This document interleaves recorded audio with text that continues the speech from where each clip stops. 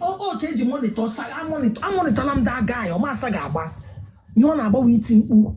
Auto na amo. If you know Oracle tarry and was on a platform. Oracle get here. And so the when you saga laws. Oh, when you saga laws. Oh, deja abasaga. Mark what you list in the saga law. That guy I was saga material at all. Oh, we took on now. Oh, when you on a call, nigga, we do, ought to go, ought Yaha will get saga. Oracle get saga. Nigga saga, no. Until go when they now ma be safe. Oh, when they now who be, when they now ma be yet. Go road that nigga, Ship to golden racing. The child out. I actually put your wine. Thank you. Ship to golden racing. Small problem in our midst. Who is Thank you. You are right. Ship to golden racing. I have small. Okay, who deal with small issues. Racing original fuck. I'm not Joe. Who is racing?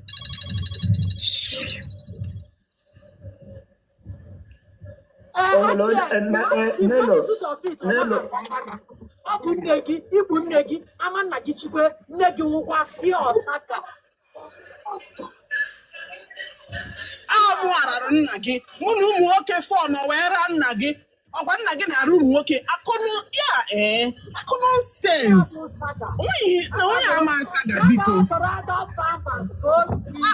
And he's so intimidated.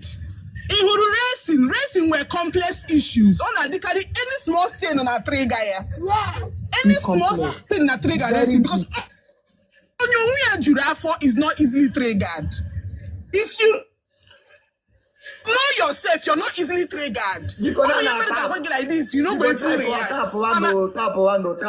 Racing were complex issues. If you I love TikTok because no is up and down. Seriously.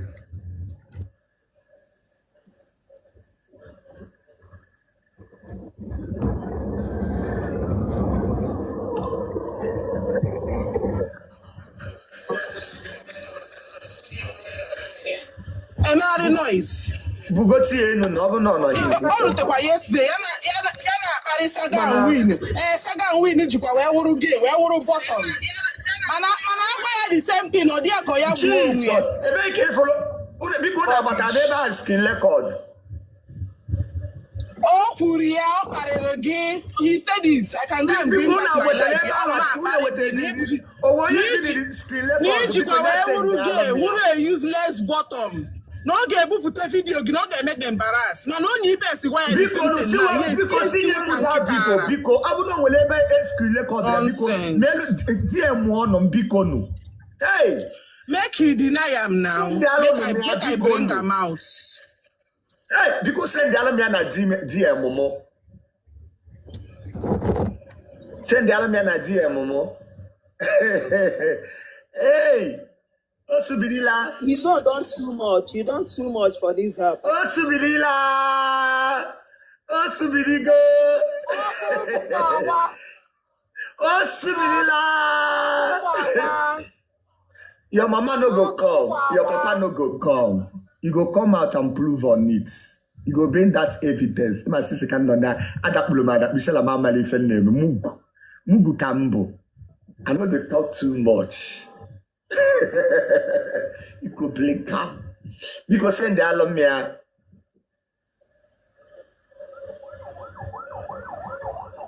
At least you wouldn't have a chance in a CNAs.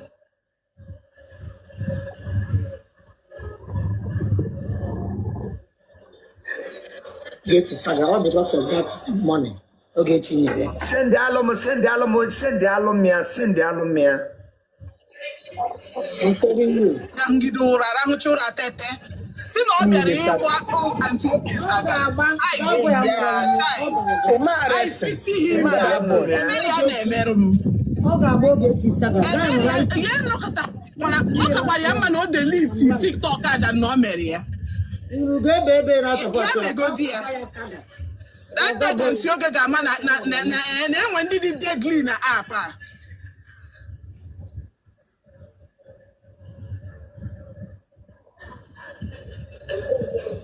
Oh, we can show you how treat your special man. Now when the none of that platform like how treat that boy special. Only me here say, come back get boot here. We how can like this? I just drop good in here first of all. And I see a race mission. I'm the boots good in here. No. I drop where from that platform. Me should go no. Malaga happen the boy. Ona surface. Ona bad. The other day, all come on the platform and I try to cook something. Let's not make noise. They make noise for what? Okay, back again. Let's not organic or God go. How happy about how they cook? How can drop here from the platform first? How they treat you? You have to. I want to get with you. Oh my God! From then I back here up. Also, makana 6 million. 6 million. Bakwa. Ishi bakwa eba. Or taka no other 6 million. No in that one.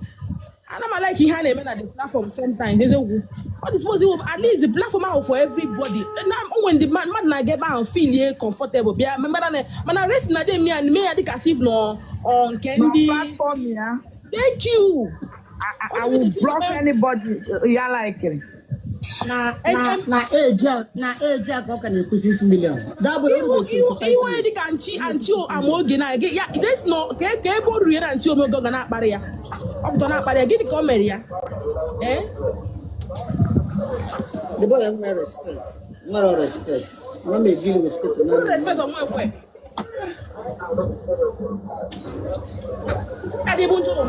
Good morning, everyone. Sister hold on. Sister Shoma not here. Good morning. No, oh, Sister Shoma, this is somebody else. Okay, I go on. So, I'm just gonna say a few things and I'll go down. Don't worry, if you see a goat eating your neighbor's yam, go watch one because tomorrow, everyone will eat your own yam. If you have go Benaja and Manaria name on racist platform, on August platform, it didn't start today. If I had to go since nobody really knows me, right? I'm not relevant.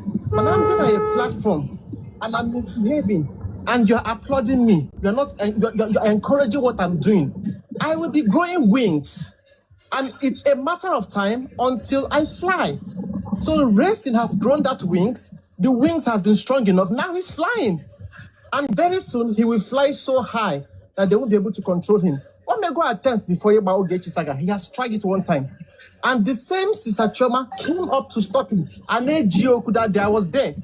So what they could see, Sister Choma, who get better Janova now since that racing did apology. What is called fake apology, insincere apology. Apology. He's not even sorry. Do you understand? So damage control kind of apology. Or you know apology. EJ live stream now. Ugo Benaja was there defending racing. That Okwe may apologize. Apology my foot. Yeah, apology. That is bullshit. I just quote sorry, on your camera. He's not even sincere. That's bullshit. Yeah, but more insult, to be honest. More insult. And now understanding on the fact that he apologized. What is that? He can do no wrong. As long as Manaria and Uge Benaja is concerned, racing can do no wrong. And that is wrong. People are actually kwoku. Racing ye may interrupt. On go my foot. Okalisha power. Interrupting people up and down. When the right time, make Okalisha power. Racing will do it at the wrong time and nobody will say anything. Racing and nobody will say anything. He has been doing this that young girl. People are disrespecting him. Who is disrespecting him? Why not trick and them mad? So even me personally, the guy, I did not have anything against him before. Okay, if I the humble, okay, he was so humble. I came up, I spoke. People encouraged him. Now he's rubbing it in people's face. That is so wrong. That is so wrong. You don't do that. You don't do that. So if they don't control him now, Lemanya, Uge Benaja, I got saga you one day. And somebody that openly said, I'm not following anybody. Racing is not different from Ijele. Now let me tell you, the way Ijele is hated, Aqua case he hates racing. Ijele difference is that Ijele and a platform money also, and Ijele on your platform, he a main moderator, so that he comments wrong, she will block you. Yes. Because if you leave Ijele now without giving her moderator, never gonna barrier without racing because people hate him. And once he hates Ijele, can't he hate racing now? I'm telling you the truth. And then once I can't stand his voice. As soon as he starts to talk, I just get lost. All they are annoying to hear. And I'm kind of disappointed that a big platform as that, somebody like that, a retarded nucompu, a bloody set of numbskull, you need that guts, you need that audacity. Go now act disrespectfully. No. Okay, see you again on mute now. See you again on mute. But let's see what is that? What is that? It has been happening. Oh, Mosi, why you win a dinama and then on Agu, Akagua, why get you go to Ojiri that Egu, one of my interrupter? First son of organization. For what? Who the fuck are you? Which stupid first son? Bloody bastard. So honestly, until they correct that impression, I could call them in first now. Onya Hubu, can't back his saga resting about before. Saga na babu saga and the LGBTQ. On the first in the and the Ponster, who can do a basaga. Onya Raki Furiao. When I saw him on that platform, I'm like, from where to where? You don't know, just in the LGBT, that 20-something thousand for us young way. Up on the Ndibe. Reasonable people, that people like him, during that Freda Abada saga, Koji Maroma Bata, senior, when on abuse of Swanky. And why did he come from them? Because on our tribe, anywhere up with a couple on the picture, attention must be drawn to him. Open on them with attention on your poor. That is him. So this nonsense on them. This guy I love, eh? You see your attention. Careful character of this guy. He is competing with not the royal. He is competing with him too well. Attention seeker. This guy attention and the real character of Rest na Abuta. Oh, now competing silently. Attention in for now. Okay, you could see Bukote this boy. Near the way in a comment section. If this reality in for overnight. No wrestling is never royal person at all. No respect. Okay, look at this statement. See this statement. I'm not following anybody. I'm only following one person. Okay, let's all pride. One kabode kage. One kabode kage. Kopuru kine kuye na oge nation. One kabode kage. Ozesi na ndana bra. Bloody bastard. Na abo elo na emo. Elona emo e gochara akwụkwọ e end up igbu azụ free anyị wa bụ nwa na bara nchangbalụ fan debe na akwụ ụgwọ kwujere na akwụ san ụgwọ and then the most annoying part let me sleep. we are close the door. We are coming down. Saga and Win, can you hear me? Emira Bariarinda.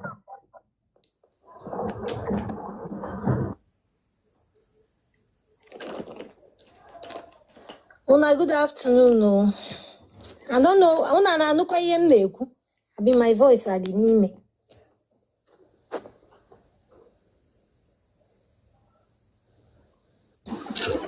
Kubai na nini okuna? Because no yesterday I came Antioge. I been there for a very long time. I follow Antioge. I been there for a very long time. But then we him notice it. And that thing now about Mobi. Even yesterday, requested him na the box. Can ku you go benaja kogene kana boya obutuom. Can ku obutuom. Mana racing no there ku for hours. He butu kwe racing no. Immediately mbia bia na ku na see ke na ebuturu people. Allow people to air their opinion.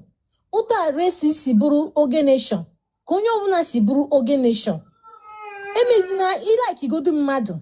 Ego sisina to the public na like Ronya because in a serve public. In a go si onye obuna odizie ka ana akpoku gashi and ana akpo gashi isi na ihe eji akpọrọ gị asị bụ maka na ị na-ekwu eziokwu. And at your age, ibu a mother, you suppose you na make a mother. A mother anaghị abịa egosi ụmụ ya na nlaikiri ofu onye karịa ọnya. A mother na-eme ụmụ ya na-etreat ụmụ ya equally. A mother anaghị eme na ihe. I'm so disappointed in that woman. I'm telling you. Ikwe na ha asị gị unu na-ebuli racing. But Auntie Oge understand the game. Yesterday, Sister Chioma came up there. Sister Chioma came to say something. And yes, Sister Chioma na-ekwu bụ eziokwu. Owewe that woman iwe. Owewe that Ugebenaji iwe. She started interrupting Sister Chioma there. Na interrupt here. To the extent of serious ngwa na cover rest or apologize. That apology race me or her apology. Is that how to apologize? Hannah for all those things. They want to cover him due to her feel no racing warlord or whatever. Auntie Oge ya nebe kwanya okakwa ya bụ ndị dị close to Auntie Oge kpọkwa ya privately gwakwa ya, especially ndị ahụ na-anọ na box ya. Ọ bụ na ọ chọkwa aka people na-abịa die ka anyị na-abịa die ya kpọkwa ndị ahụ niile put her to order. Unu love kwa racing or whatever. Love one ya to your own personal interest. Unu abịa na platform egosi na onwe onye nlovru. Because yesterday, it's nothing. Ritual, ebutu ogi. Even though Buturu Saga and win yesterday, that's in there when me. I was so angry that yesterday. See what the fuck? Getting me like this. You like to go to racing on a lesson bonyan kegi on a whatever, I don't care. You're not supposed to rub it on our faces. Because all that time can jabia dear. That time can jabia dear. Onwe ne gonyem that eba, onwe gonyem food. Or just the love way for Auntie Oge. The other day, me in a comment section. You see racing, put your hand down. Phone one go phone, you know we phone iPhone 12, make a umazi, make a very old man. You get her respect to make a umazi. And these people are afraid her. I got caution these guys here. All these things in MMA, these people don't rate you.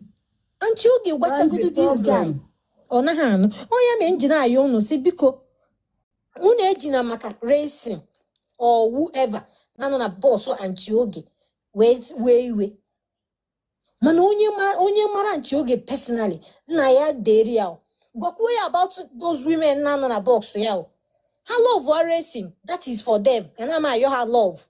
But they shouldn't bring it to an open platform. More haga platform unke hafu meba habuje moba. Mbena their own platform. Iye mbe abu platform Auntie Oge. Ngo sama akusi be ba Auntie Oge say, okay, you people, I chose mono. They're in my platform. I will unfollow her and go my way. And as long as Auntie Oge Kubeya, I'll still be going there. And the has to other favoritism and for that guy. That thing is so annoying. Like the thing they piss him off. Like yesterday, Diki way here with a I was so angry yesterday. See, no sense in her. Mbagote ni kweku hebutu omu de. Brumu mami sinana. Good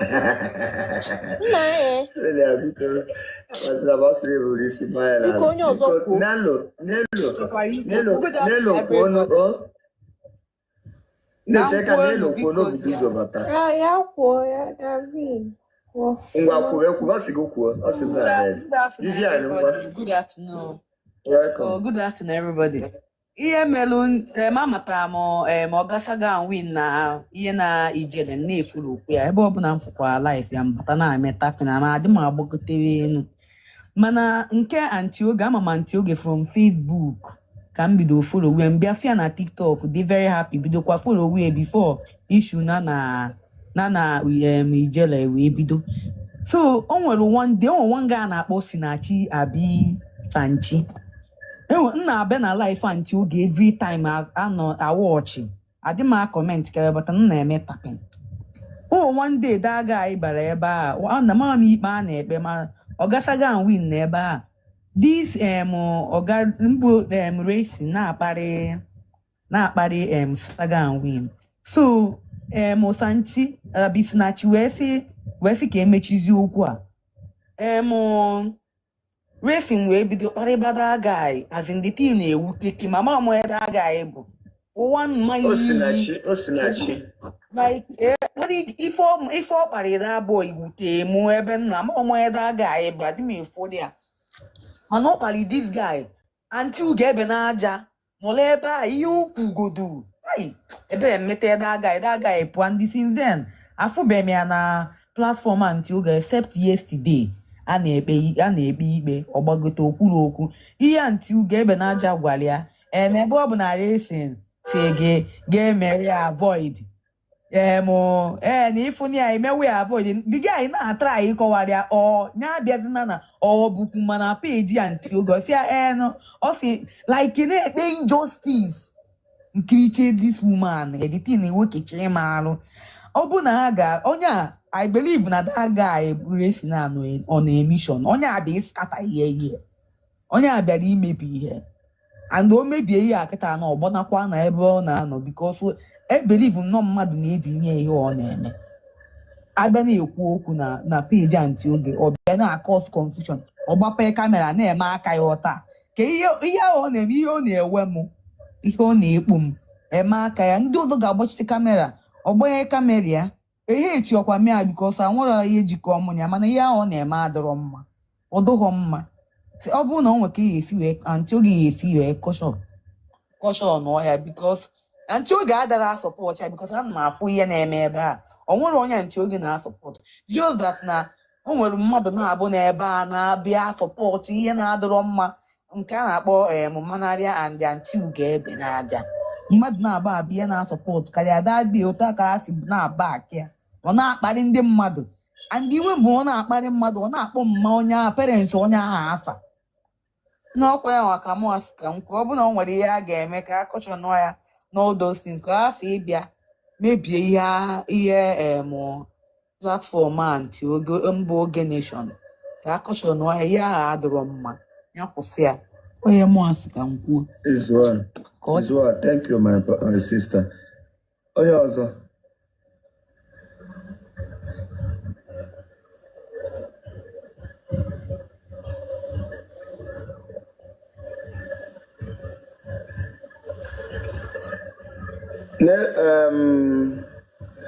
Miracle nwere ihe ịchọrọ ikwu?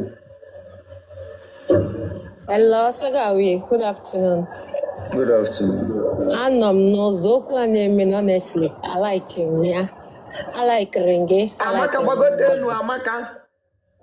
I like Renge. I like him Amazon. I like him Racy. Biko. Unu make a peace to reign. Ndị a na-eme ụta na ndị iro anyị ga na-achị anyị ọchị. Unu ma ndị bụ ndị iro anyị ijere ọ ga-asị ọ fịawala. Otu o si fịa na nke ha the last time. Ha na-achị ha ga na-achị. Biko onye ti nwere m hụrụ ebe Racy na o nwere iwu ọkụ onye ọbụla na-ewe iwu ọkụ obere ihe gị spak ya kwuo nke o si ya ekwula nwoke a na-ewe iwu ọkụ otu ahụ o si eme ama m last night amacha m the main thing because of m nọ n'ọrụ eji m ike fold but anything ọbụla na-eme make peace to reign all this morning ka m hụrụ na ọ karịga Amazon ọ gwara ya okwu ọjọọ so biko asị ihe o meziri emezi ọ na-akpọ ya nwa mma anọ m n'ụzọ na-arụ ọrụ to peace to reign please biko onye o mere gbaghara ka ijere hapụ ichigbu anyị n'ọchị nsogbu nwanne m thank you so much thank you onye ọzọ chọrọ ihe ọ chọrọ ikwu ị nụwago ihe m na-ekwu na yes Saga universe ịma ihe na-ewe m iwe na ihe a niile a na-ekwu enyezina anyị advice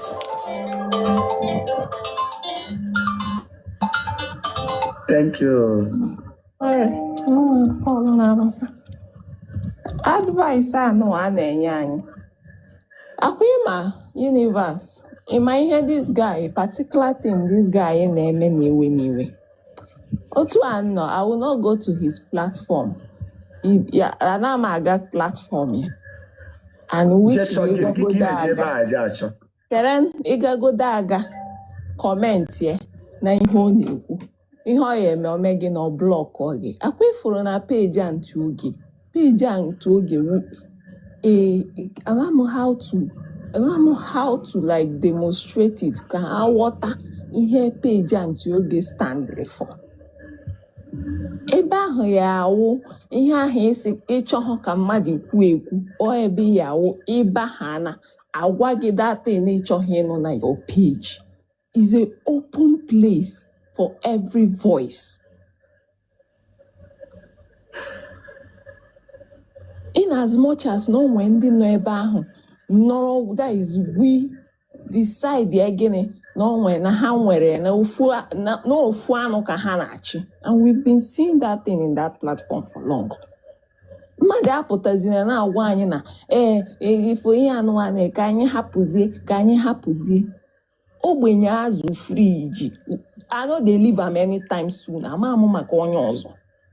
Ihe that boy na-ewe m iwe, and I will keep saying it anywhere ọ chọrọ inwete a little integrity. I will make sure he goes down because on when integrity he does not, in fact on when he identity to bring out, he doesn't have anything to bring out.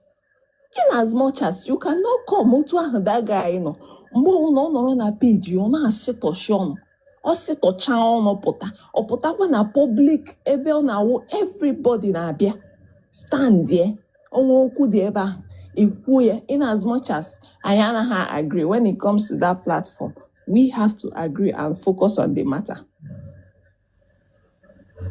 That place Aunty Oge ekwugo ya severally, not for everybody, no matter who you are. So ọbịa ebe ahụ na-efili na ọbịa ka atụwa ya egwu na ọ dị special. Nna ya ga-achịrị akwa ya ebe ọ sara arụ. Because agwago m that guy inwe ya me oji block bụ m ka ọ blọkụrụ m na the other of my line. Inwe bipolar. Inwe main character syndrome. You have so many things. I know that it is strongly, as in always strong identity with those things. And I can never wave it out and ignore. Then and if umadi na abahu na ebe ahụ ka ugwu ugebe naja na manare, both of them ha na win n'ofu cup. I've seen this thing before now on Joy Kumba. Happen. I have seen it. I have seen it from day one. And also I know when you're talking. You need go on away more to get self from for yourself. How can you tell me you would deliberate on a particular thing for 1 hour?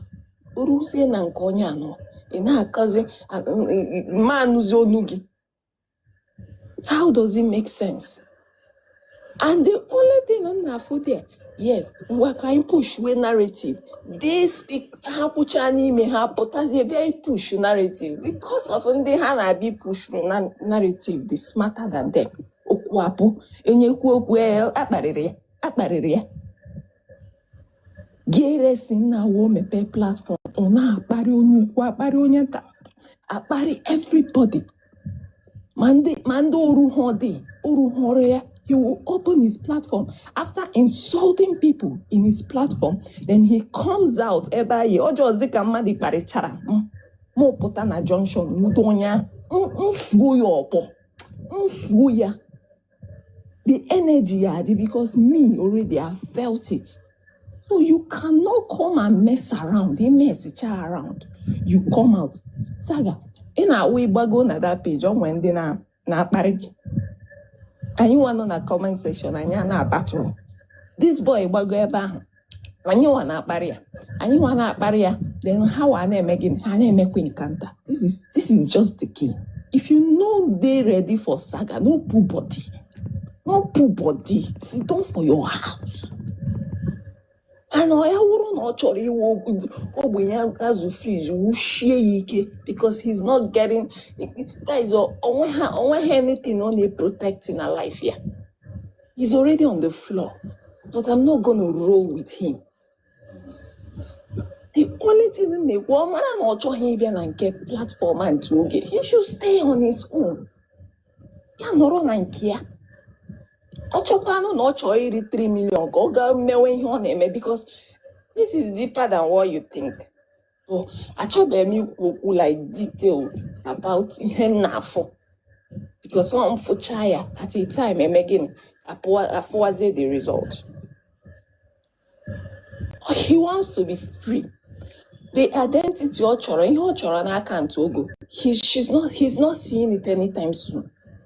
Your choro try go every way to make sure na Antioge na here the between Anya. Antioge has refused to stay in that spot because she is highly intelligent. Imingo in such thing. Or try go see her, go make sure no at that place. She refused. What am I saying in essence? Ochogi boss on a chonyo ye kodaka. Sina, nekwa okwa ha na chomoya mencho bosso. When anybody with a poor body, even when you're saying something right, even they disagree. You don't consign me. It doesn't. I won't say it. I will say it and stand for it anytime, any day.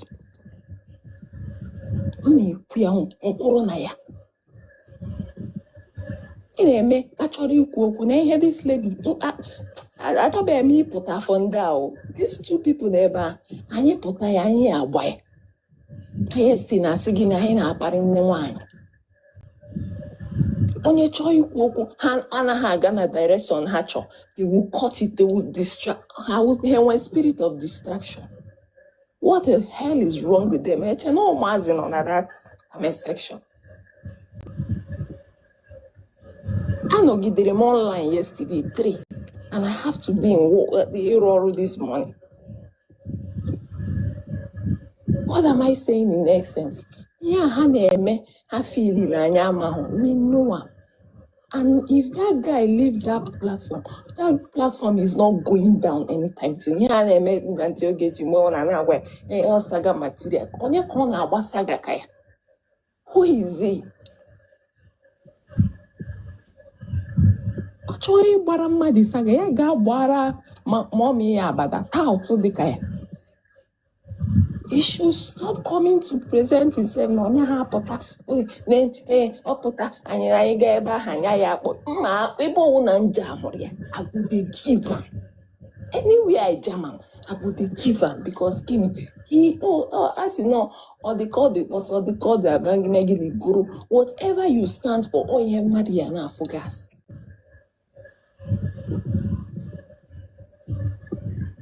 Until make this thing clear. He just think he's smarter than on a platform. But I like him here, all this show now since everyone to aka obo na nne ya no o tego na to aka na-ekwu gasị leave ana happen so many times man but gentle ji biakwa ha emezicha. These people, when you see them talk, you know what they identify as. Oh my God, again, I actually my argument that day. Onye na see all of a sudden, she said she has been in the case for long. You guys are common enemies. Imagoyi neze. Oh me perono, manaria me perono. He's there for you.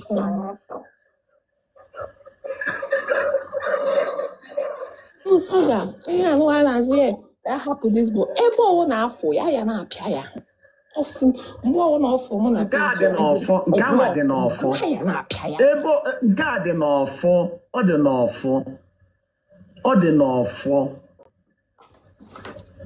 O de n'ofo, aka na akụ ya ya. Aya na akụ ya, ho ihe mma.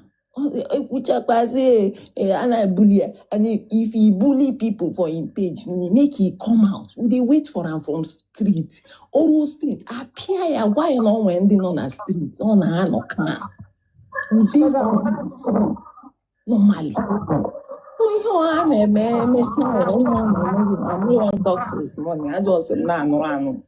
My nkịtị, I was so busy. God, nye m time ka m kwụrụ ya obere 5 minutes. Biko, Amaka, ọnụ m ha chọrọ ka na-ekwu ọ okwu ebe a kwụsị na-abịa agwa anyị make a peace. No, we don't need that. Anyị need the peace ahụ, biko. As long as ọ na-aja anyị nweta, a sị na ịneghọ m anya wee taa m arụ, mma ata gị n'isi, ike nshi, ma sọrọ nshi, mma aja gị jaa m ike gị. Ị mara ihe, you are a fucking adult. Ihe wepụta na-asị nke a dị iru ka 46 years old man. Ọ dị emotional. I don't understand. Emotional nke meji okwute wee mee. I choose to be strong. I choose to be out here. I know what I'm here to do. I'm my identity I want to put out here. Mmadụ ahịa make him may otherwise. I'm